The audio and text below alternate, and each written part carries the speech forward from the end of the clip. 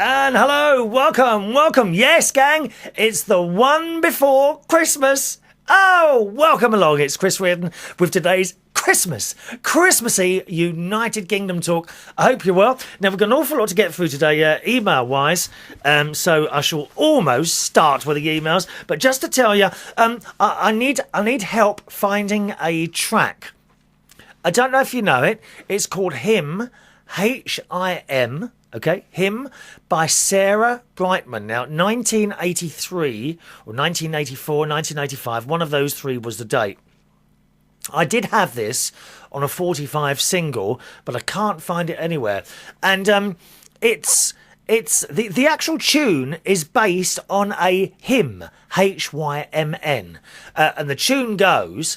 Da da da da da da da da da da da da da da. Do you know it? Da da da da da da da da da da da da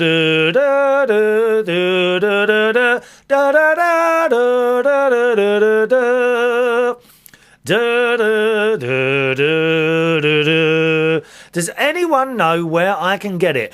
As far as I know, it's not on any of the Sarah Brightman albums, although I could be wrong, okay? Maybe I've missed it somewhere, which is always possible. Him, H-I-M, by Sarah Brightman. If you know where I can get that, because I've had a good look on the internet, and I can find the lyrics and I can find a picture of the cover, but I can't actually find the record itself to buy.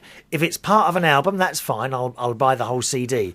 But it's a beautiful, beautiful track. And I remember listening to it many times when I was I was married for a short period of time, and we were living in Battersea. And I used to get on the train, and I had a little Walkman. It wasn't a Sony, because I didn't have much money then. It was a little cassette Walkman. And I used to have this tune on in my ears, blaring away in the on the train from a little cassette, like what was it? Like, you know, the personal cassette players that you used to be able to buy. I'm sure you can still get them. Anyone know where I can get that song from? Him by Sarah Brightman. Please let me know. Okay. Welcome along. There's an email address to the show if you'd like to join in at any time. It's chris@unitedkingdomtalk.co.uk. chris@unitedkingdomtalk.co.uk. Can I just bring up this email here, just in case there appears to be a couple of people not quite understanding what this show is all about. This comes from someone called, I haven't got his name here, it's via the YouTube side to the show, Ebernenstal. It's a strange name. That's the only name I've got to go by. That's the username, EBYRNEDSL. And he sends this comment. What a load of... Now, I can't use that word, unfortunately, on the show because it is a family-based programme and we like to keep it clean. But basically rubbish. He says, what a load of old rubbish. The one good thing about radio is that you don't have to look at the DJ. Are you referring to me? Possibly. I don't know. Of course, you don't have to watch. You don't have to watch or listen if you don't want to. I mean, please feel free at any time to turn off. I promise you, if you're concerned, right, that you're going to turn off and I'm going to lose sleep, please don't. Okay? It's fine. Feel free. Turn it off, lovey. All right? And he goes on to say, if you like their voice and music, you will tune in again. You seem to love the sound of your own voice. When do you play music? And that's the only comment I've got there. And I have responded to it, which I don't always do on YouTube, but I have responded to it. And I don't know how to tell you this, okay? I'm not quite sure how to explain this to you, but this is actually a talk show. You know? Most people watching or listening to the show have already worked that out for themselves. But just in case you hadn't noticed, it's actually a talk show. And we don't really play music. Okay? If it was a music show, there'd be music. But I know there might have been a clue in the title where it says United Kingdom Talk. Okay? United Kingdom Talk. It's a talk show, and that's why we don't play music. You obviously don't like the sound of my voice or the picture of my face either, so turn off, and thanks for watching anyway, all right? Now, on we go then. Let's go on to the Christmas cards, because there's been quite a few this week, and thank you so much for these.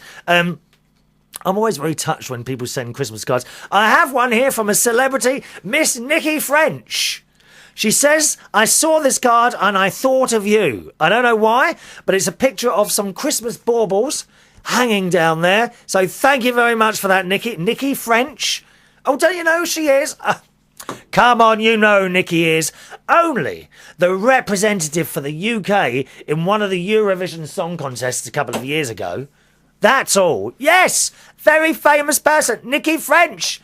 Turn around. Every now and then I feel a little bit and all that business. What was the Eurovision one? Don't play that song again. La da da. And she had these tight trousers on. Oh, she looked glamorous and gorgeous. And she looks exactly the same now. Thank you very much for that, Nikki French. Very kind of you, my darling.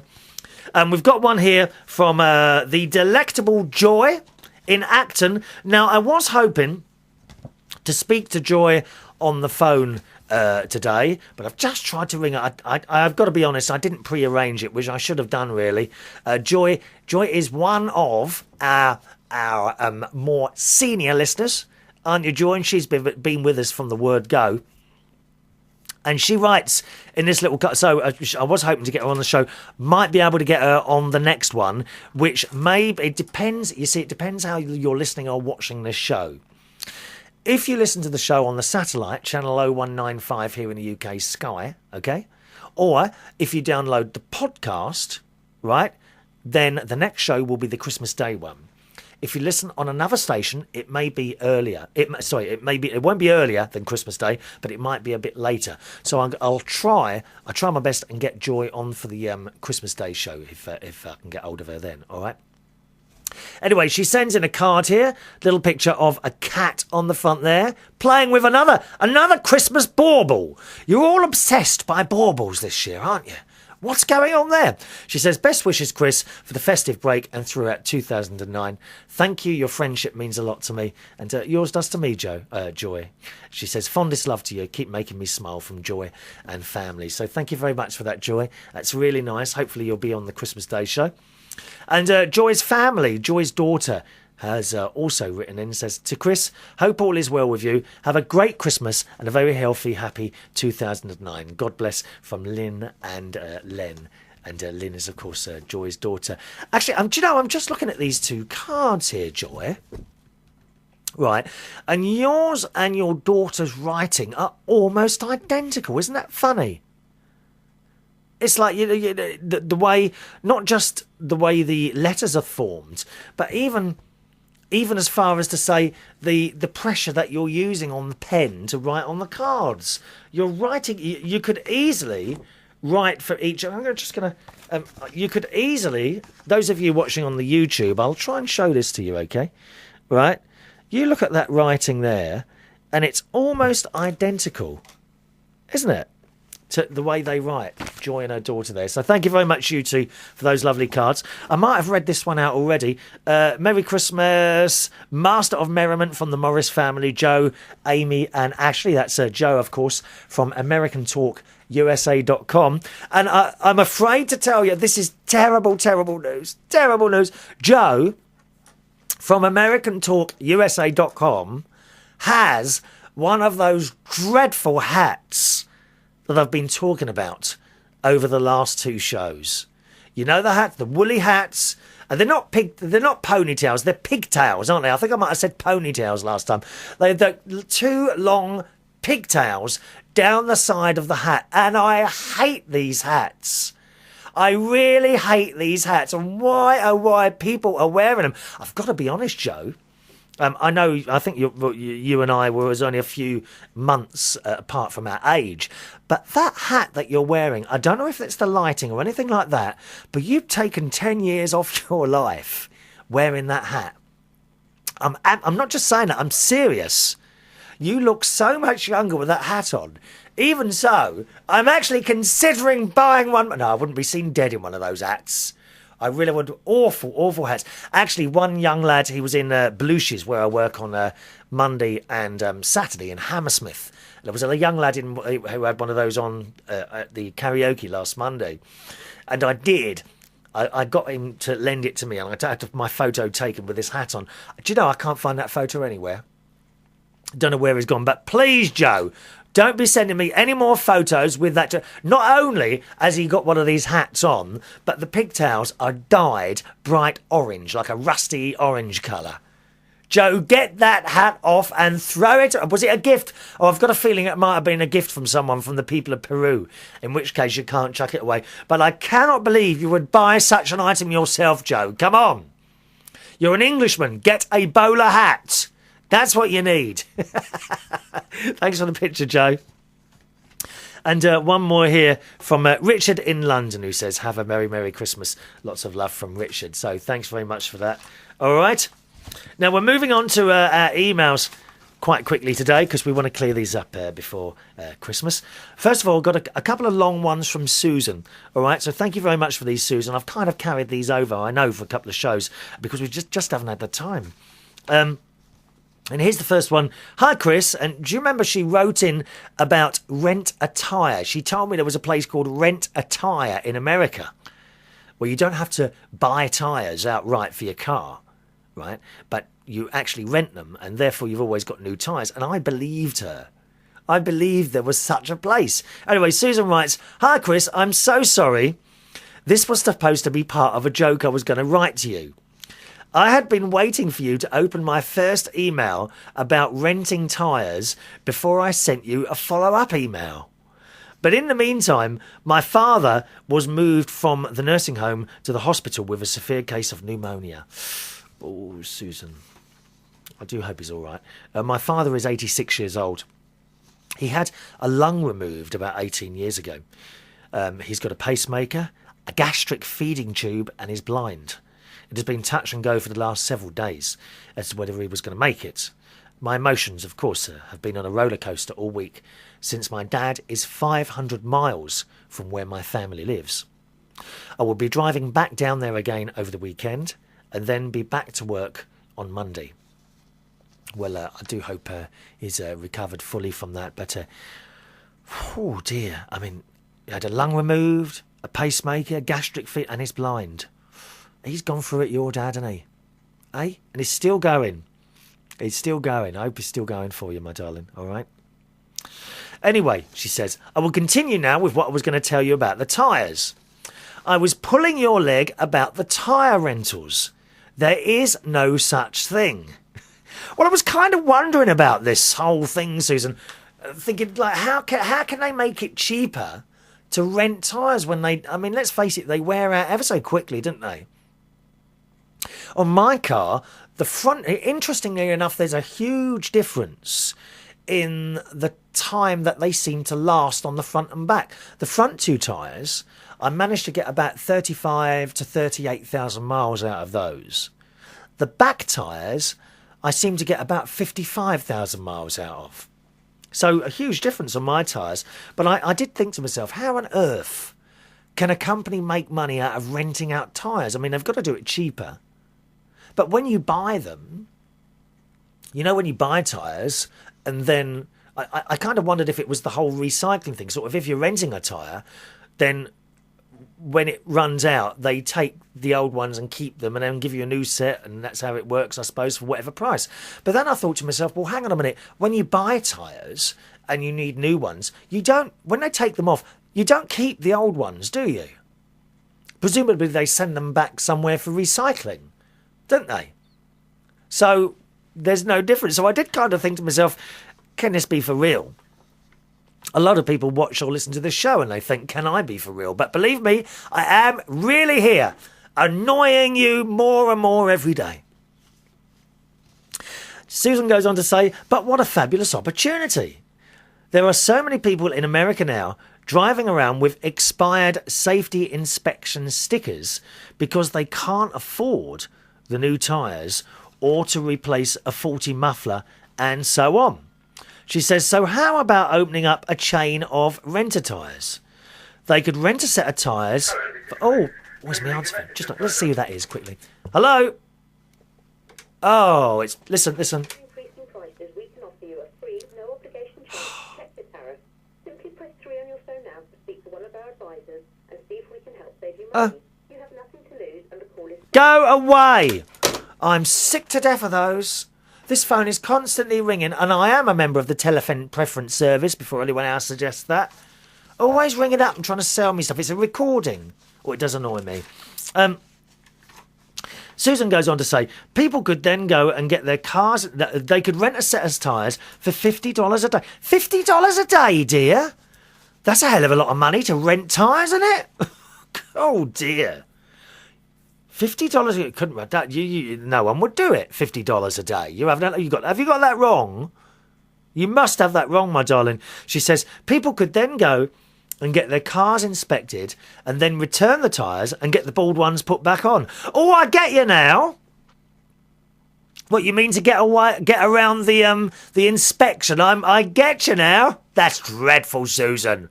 You can't go breaking. Would that be breaking the law? Oh, a bit of a grey area, that, isn't it? I hear what you're saying. So what you're saying is that rent the good tyres, right, for a day or so, go and get your tyres inspected. When you've got the green card, then go back to the shop and put the bald ones back on again. It's dangerous, Susan. It's so dangerous having bald tyres. If you get a bit of water on the ground and you go sliding... I've done it on my bicycle. I have. What I've done before is gone round a corner and, the wear is completely gone on the tyres, and you hit a bit of water and you just slide, and that's it. Over you go in the bike. More serious in the car if you're doing about 80 mile an hour or whatever down a freeway, wouldn't it? Dear me. She says here the rental place wouldn't be breaking any laws since they are not responsible for what people do after the tyres are rented. The inventory would be very cheap to maintain since you are renting the same tyres out all the time and not having to restock. So you see what she's saying there. You could set up a business, okay? Any business people here, right? Advertise yourself, rent tyres for a day. Someone comes along, you put the tyres on their car, they pay you whatever it is for that day, they go and get their tyres inspected, get the green ticket, then go back to the garage, have the bald ones put in, away we go. You get your ticket, your green card ticket sort of thing.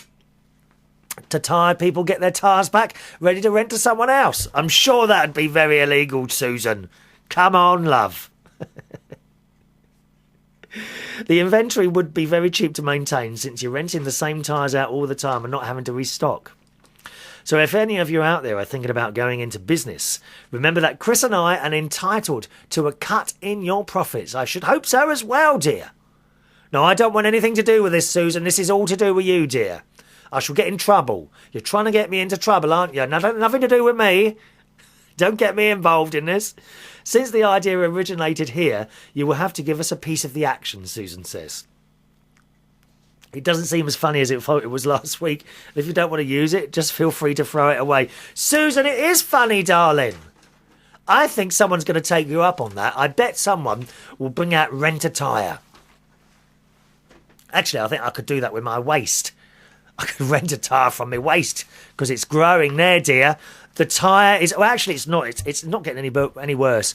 I'm about 12 stone 13. That's where I seem to have plateaued, doesn't it?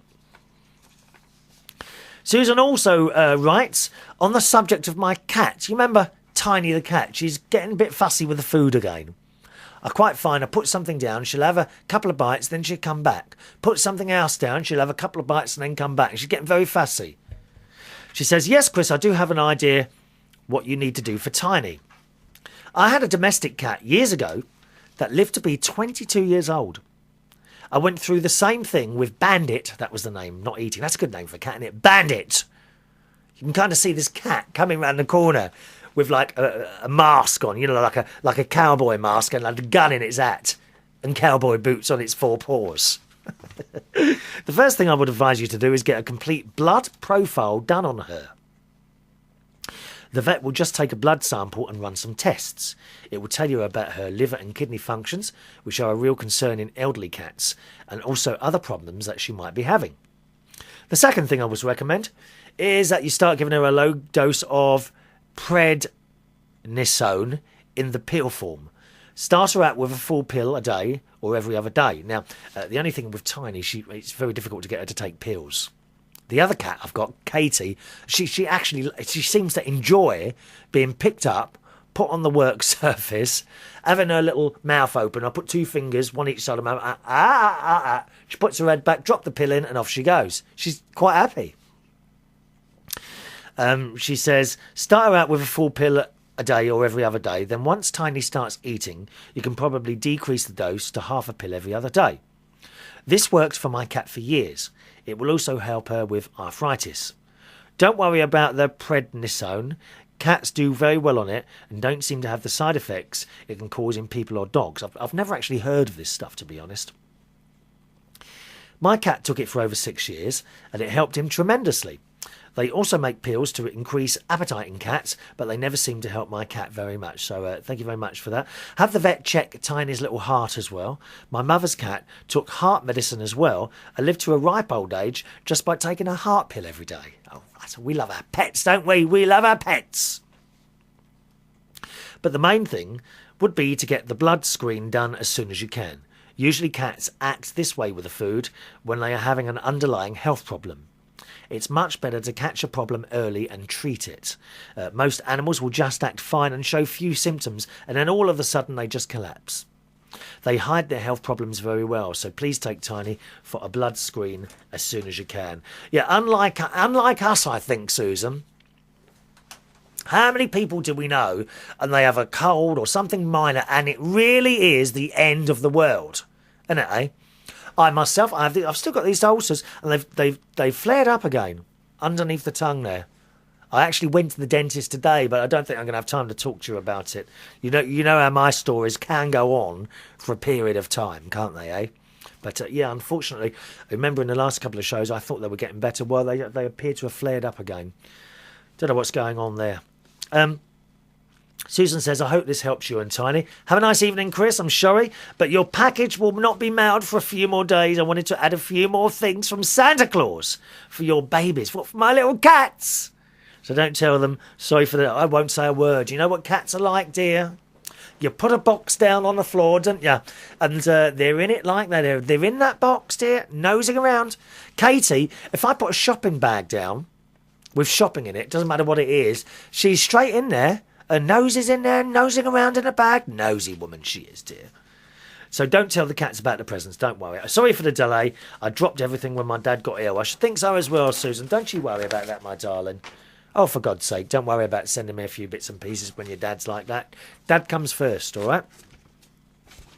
And one more item from Susan here, who writes, you talked about squirrels in your show a couple of shows ago. Yes, you remember I had that burglary as done by squirrels, okay? Squirrels thieved bulbs from my hanging basket. I watched it with my own eyes. The barefaced cheek of it. They dug them up and run back up the tree with my flower bulbs. What a liberty, dear. It is. Actually, talking of burglaries, we had, I don't know if I've got a bit of paper here now. Let's see if it's here. No, I don't think I brought it up with me. 1 minute. Is that it there? 1 minute. Well, that could be it. 1 minute, 1 minute. No, it's not here. I was cycling home from the swimming pool. Yesterday, it was actually yesterday. And there was our local police lady. She's ever so nice. She's a little lady. She's about 40, 35, 40. Always waves to me when I cycle past. And she's ever so pleasant. And I said, oh, hello. I said, I haven't seen you round here. She said, is this where you live? I said, yeah, I'm just over there. And I pointed towards my house. She said, oh, right, okay. She says, I'm just posting through some leaflets. There was an attempted burglary. And no. Shock horror. Here, in Royal Berkshire. Have you ever heard anything like it? A burglary here in Bracknell, where I live, dear. I can't believe it, love. I mean, you used to be able to leave your front door open. It's a bit like, I don't know if you've seen the TV series Neighbours, where people walk in and out of people's houses. Well, it's like that here. Ever so friendly, dear. You know, sometimes I could be sitting on the settee in the living room, and someone from a few doors, they would just walk in and say, oh, I've just come to borrow some milk. Oh, help yourself. That's it. You know, it's always a bit worrying. You know, especially if you're sitting there in the settee. You know how it is, boys and girls. When you're sitting on that settee at home, you might have someone next to you You're having a little bit of a cuddle, and a neighbour walks in, and they, oh, don't mind me, and they close their eyes, and they just walk straight through to the kitchen and borrow some sugar or something. We don't have a problem with that. Well, it looks like I'm going to have to start locking my doors here. It really does. She said there was an attempted burglary at number, it's just a little bit, just around there. I said, oh, did they get anything? She said, well, they had a good go, but they got nothing. I said, well, what happened? She said, well, we know they jumped over the back fence, left some really big footmarks in the garden, of course, because it's been raining a lot here recently in the UK. She said, first of all, they broke into the shed, which, of course, wasn't locked. Well, I mean, I know you're supposed to lock sheds and that, but when it's in your garden and your garden is surrounded by a fence and the fence is surrounded by a hedge, you kind of think that you're okay, don't you? But clearly, not in this case. And I'm not sure she had us. You see, round my garden, I have put spiky bushes. I can't think what they're called now, but they got very long spikes on them. That's all round the inside of my fence. And then I've got the fence as well. And then outside, there's a lot of brambles out there. So it would be quite hard to get into my garden. Certainly be almost impossible to get out, because once you're in, how are you going to... I don't know how you would climb over those spiky... But I suppose you would be able to. But how would you climb over those spiky bushes? Very difficult. You would tear your hand, long spikes, you would tear your hand to bits, because those bushes, they've been there a good 10 years now, and they've got as high as a little bit higher than the fence, actually. Now, I gather, I'm not sure, I haven't had a look at the house, but I gather the house that was burgled, she just had a fence. So anyway, apparently they've come over this fence. They've broken into the French, and then the shed. They've broken into the shed. They've got the spade and some other garden tools out there, and they've tried to force the French doors without actually breaking the window. Well, they couldn't do that. They couldn't get those doors open. Apparently, they then smashed a downstairs window and put their hand in and tried to open the handle on the inside of the window, but that was locked, so they couldn't get that open, right? They then tried to... What is it then, she said? I think they then tried another door, but they couldn't get that open either. And then, right, the cheek of it, right? Then there was a bench, a garden bench in this garden. They put the bench on its side, climbed onto the bench and tried to open the bedroom window. But again, that had been locked from the inside. How about that? Not only that, what time do you think this happened? Now, this little bit where I live, okay, we don't have detached houses here. They're terraced. So you've got, 4 or 5 houses all in a row joined next to each other. Also, we're not in the middle of nowhere. There are people all around all the time. What time do you think this happened? You'll die when I tell you this. Broad daylight on... what I would have thought would have been the worst day to try and burgle someone's house. It happened on a Sunday afternoon between 1:30 in the afternoon and 7:30 at night. Unbelievable, isn't it, eh? Middle of the day, no one saw or heard anything. So there you are. Now, fortunately, because obviously these people were very security conscious, right? They were unable to get in, so nothing was stolen. But nevertheless, it does make you think you've got to be careful. You must lock those doors and things like that all the time. I was telling my friend this last night at work. He says, you think that's bad? He says, now this is where I am on Tuesdays, actually. Tuesday I was told this by the guy who owns West 5. That's where I do Bingay. West 5 Popes Lane in Ealing. Every Tuesday night from 8:30. Okay, Bingay, come and play. There's a website for Bingay as well if you want to have a look. Bingay.com, Bingay.com. And he was telling me, he said, do you think that's bad? He says, we was in the pub working one night, and in the middle of the afternoon, right? Now, they know this because the pub just happens to have a security camera pointing in the direction this happened. This is why they know that. They weren't outside at the time. Apparently, this car pulled up to this house, and through the house, it was like a very large window in the front, okay, front of the house. There were a couple of children sitting there watching a very large screen television, like a plasma or an LCD. This car pulled up, 3 people got out of it, while the children are sitting there in the living room, smashed the front window, walked into the house, picked up the large television, and walked back out again and drove off. It's just middle of the day. Of course, the children, totally traumatised. Totally traumatised by this. Can you just imagine that? Sitting there in your front room, suddenly 3 blokes walk in, smash the window, pick up your telly and walk out with it. Just unbelievable. I think they got them because of the security camera. But it's just beyond me, the cheek of some of these burglars. I've done an awful lot here to this house. I am really security conscious. I don't know why. My mum and dad weren't particularly security conscious. That's the funny thing about it. I am. You know, double locks on the doors. I've got the pull-across shutters. I've got the double glazing, the burglar alarm, video camera at the back and one on the front, and spiky bushes round the fence. So security conscious I am. I really am. You probably don't need to go as far. I mean, I probably don't need to go as far as I do. But now I kind of go away and I think, I'm reasonably happy now when I walk away, you see. Terrible times we live in. Anyway, Susan says, this article is several years old, but it was so funny that I kept it. So you better be nice to your squirrels. Here she goes. Squirrel attack or why the cops won't patrol Bryce Street, she says. Here comes the story, right? I never dreamed slowly cruising through a residential neighbourhood could be so incredibly dangerous. Studies have shown that motorcycling requires more decisions per second and more sheer data processing than nearly any other common activity or sport.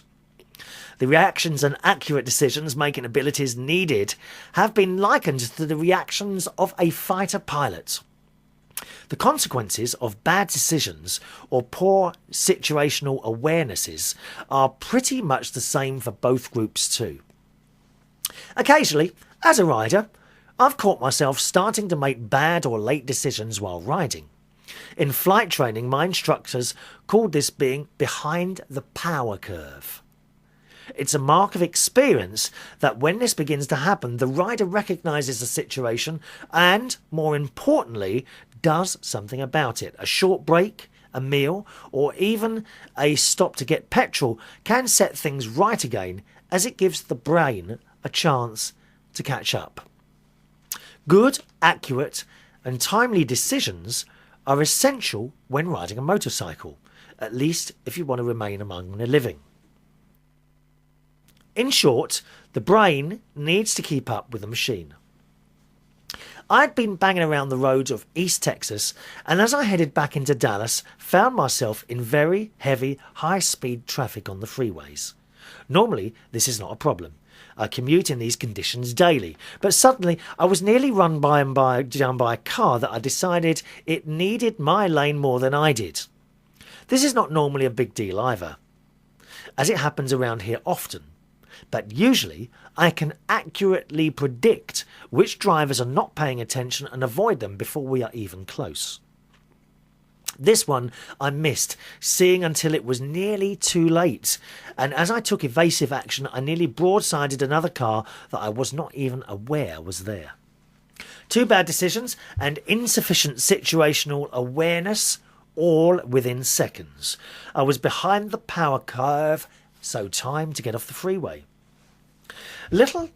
I hit the next exit, and as I was in an area I knew pretty well, headed through a few big residential neighbourhoods as a new route home. As I turned into the nearly empty streets, I opened the visor on my full-face helmet to get some air. I figured some slow riding through the quiet surface streets would give me time to relax, think, and regain that edge so frequently required while riding. Little did I suspect, as I passed an oncoming car, a brown furry missile shot out from under it and tumbled to a stop immediately in front of me.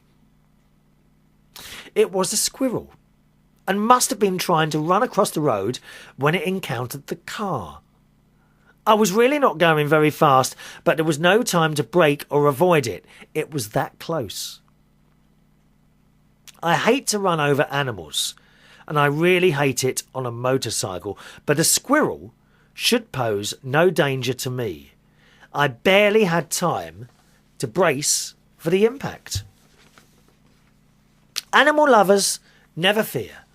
Squirrels can take care of themselves. Inches before impact, the squirrel flipped to his feet. He was standing on his hind legs and facing the oncoming Valkyrie. Is it Valkyrie? That's a motorbike, with steadfast resolve in his beady little eyes. His mouth opened, and at the last possible second, he screamed and leapt.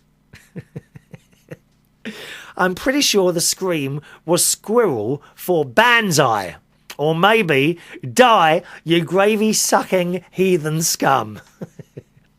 As the leap was spectacular, and he flew over the windshield and impacted me squarely in the chest. Instantly, the squirrel set upon me. If he did not know better, I would have sworn he brought 20 of his little buddies along for the attack. Snarling, hissing and tearing at my clothes, he was a frenzy of activity. As I was dressed only in a light t-shirt, summer riding gloves and jeans, this was a bit of a cause for concern. This furry little tornado was doing some damage. Picture a large man on a huge black and chrome cruiser, dressed in jeans, a t-shirt and leather gloves, puttering maybe 25 miles an hour down a residential quiet street and in the fight of his life with a squirrel. And losing. I grabbed for him with my left hand and managed to snag his tail. With all my strength, I flung the evil rodent off to the left of the bike, almost running into the right curb as I recoiled from the throw. That should have done it. The matter should have ended right there. It really should have. The squirrel could have snailed into one of the pristinely kept yards and gone about his business, and I could have headed home. No one would have been the wiser. But this was no ordinary squirrel. This was not an ordinary fed-up squirrel. This was an evil attack squirrel of death. Somehow, he caught my gloved finger with one of his little hands, and with the force of the throw, swung around, and with a resounding thump and amazing impact, he landed squarely on my back and resumed his rather antisocial and extremely distracting activities. He also managed to take my left glove with him. The situation was not improved at all. His attacks were continuing, and now I couldn't reach him. I was startled, to say the least. The combination of the force of the throw, only having one hand, that's the throttle hand, on the handlebars, and my jerking back, unfortunately, put a healthy twist through my right hand and into the throttle. A healthy twist on the throttle of the Valkyrie can only have one result: torque. This is when the Valkyrie is made for, and she is very good at it. The Valkyrie, for those of you wondering, is the motorbike, okay?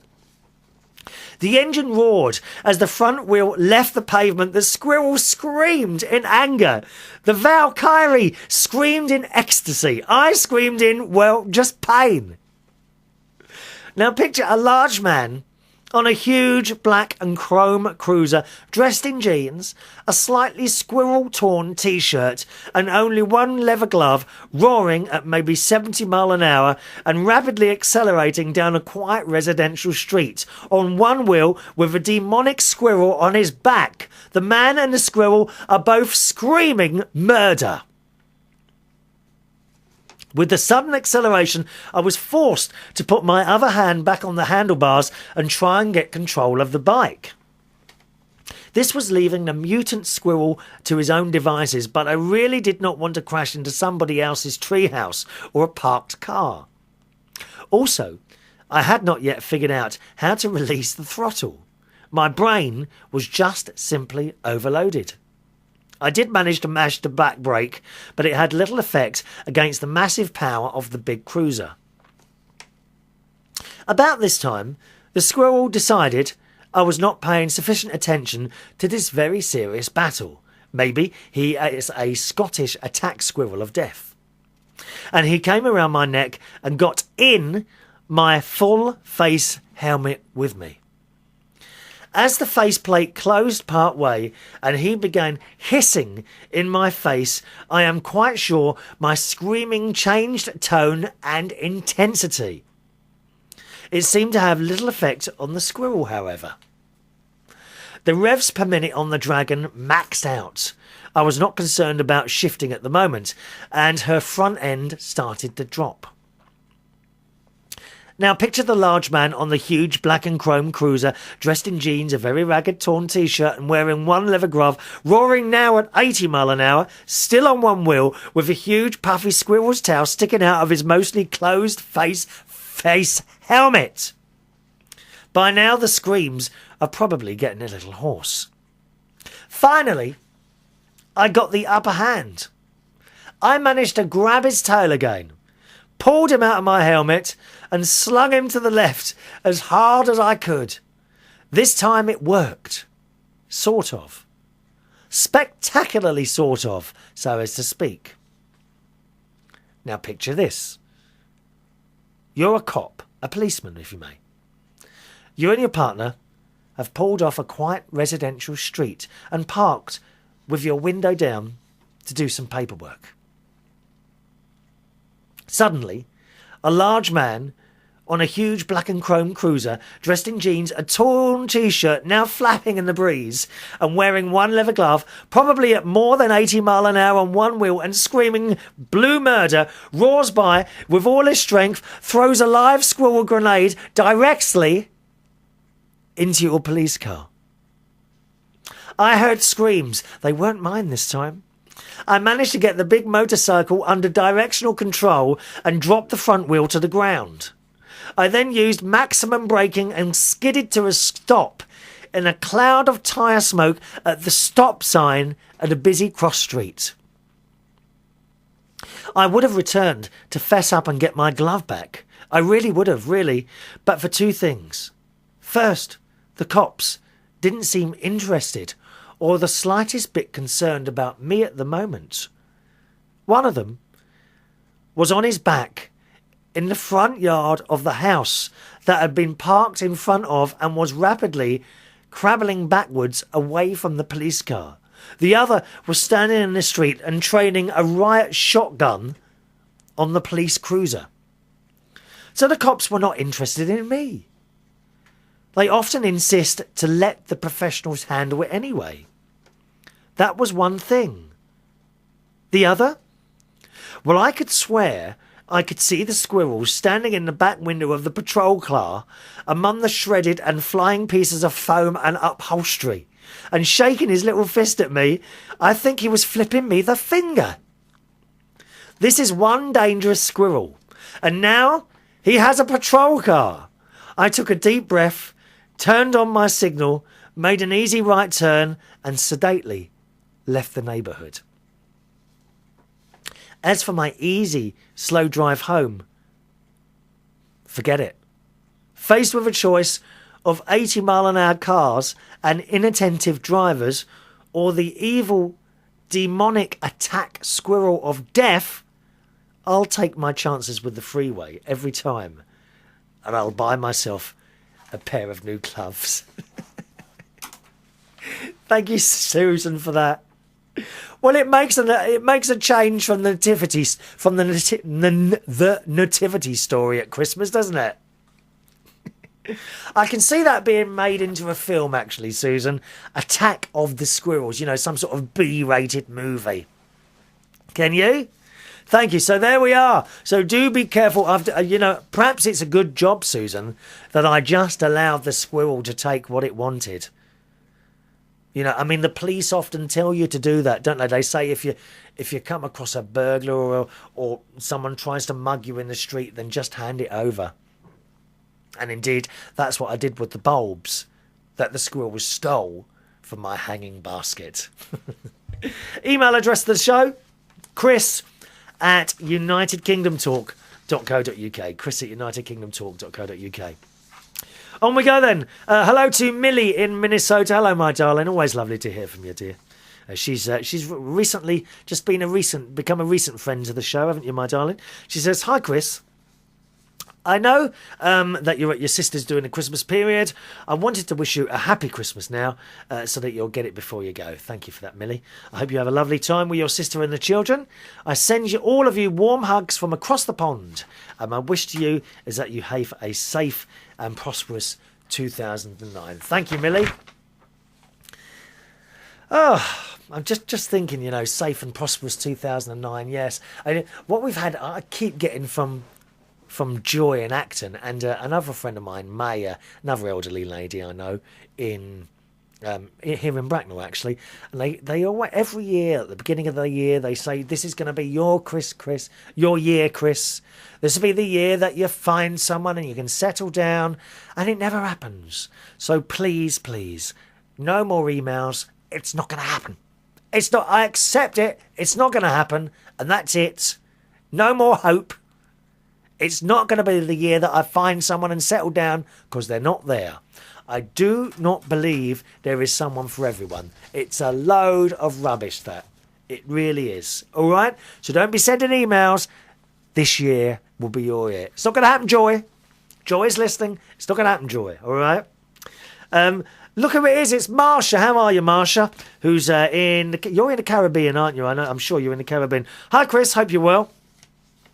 I've been listening to the show, and the other day you asked about anyone remembering a Eurovision song winner. Ever since then, you've said that I've had this song stuck in your head. It's stuck in my head. Making Your Mind Up by Bucks Fizz. I loved it as a kid, and that's from Marsha. So thank you for that, Marsha. Thank you very much, my darling. Lovely to hear from you. Hope it's warmer where you are, because it's a bit cold here at the moment. Making Your Mind Up. Do you know that one by Bucks Fizz? I'm gonna speed it up, and then I gotta slow it down.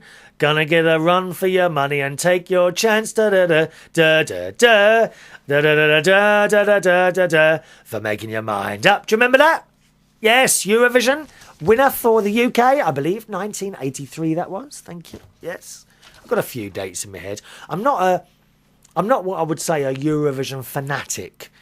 You see some people, like, I bet it's not just the Eurovision, but you get Star Trek fanatics, don't you? And Star Wars fanatics. And they're really, really into things. Almost anoraks. Matty in Tasmania, Australia, wrote us an email today. He said, "What is an anorak?" Well, Matty, an anorak is someone who is interested in something. I think I would say as someone who is interested in something but can take it a little bit too far.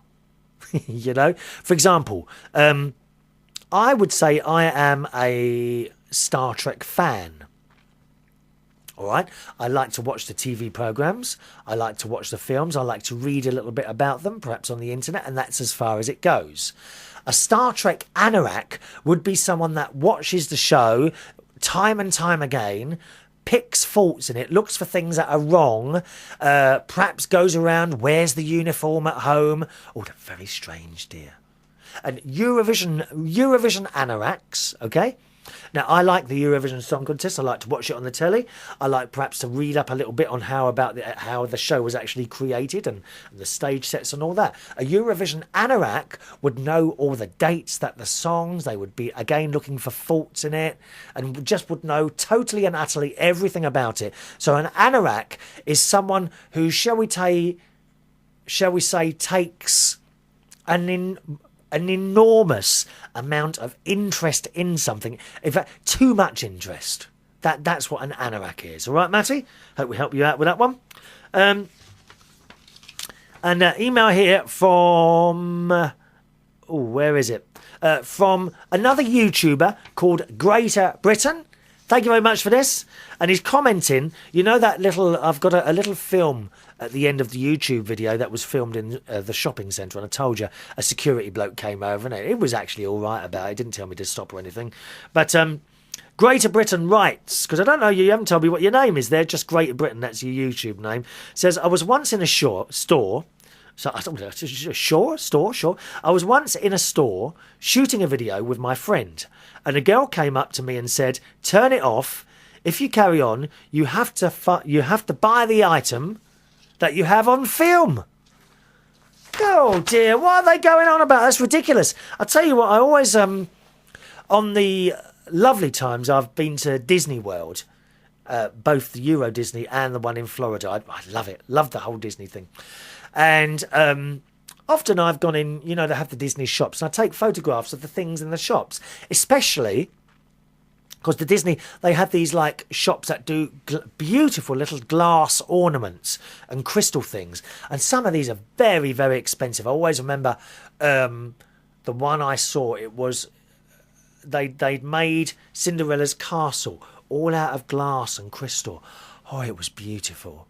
Absolutely stunning piece of glasswork it was. I don't know if it was glass or crystal, but it was beautiful, and it was a couple of $1,000s. It was really expensive. I couldn't afford something like that, so I took a picture of it. I always take pictures of things in shops, don't you? What a cheek, that woman telling you how to buy. I hope you didn't buy it. Did you buy it? I wouldn't have bought it. What a cheek. Anyway, thanks, Greater Britain. Hello, Suko. How are you, Suko? Don't hear from you much anymore, darling. I know you're busy working for other people now, aren't you, darling? I've just been tossed aside, haven't I? Tossed aside for someone younger. Anyway, Suko writes about my Christmas decorations. She says, Dear Christmas Chris, I love your Christmas spirit. It's the one season when you really put yourself out for your loyal listeners and viewers. A wreath. One-click Christmas tree. A creche with no sheep. No donkeys, dear. I've got sheep. Excuse me if you don't mind. I have sheep. Sheep. There it is. It's the donkey I don't have, dear. We can't find that donkey anywhere. Where's the donkey? She says, and I know what you mean about having no tolerance for listening to someone cackling away for an hour. Yeah, I was saying that. Oh, I can't bear it, dear. People who, they just chat on and on about nothing in particular for hours on end. I can't bear listening to things like that, dear. I really can't. She says, sometimes I have to put my hands over my ears when someone is rambling on for an hour about mundane things like flower baskets, bread makers, and the Hoover. Well, who does that then, dear?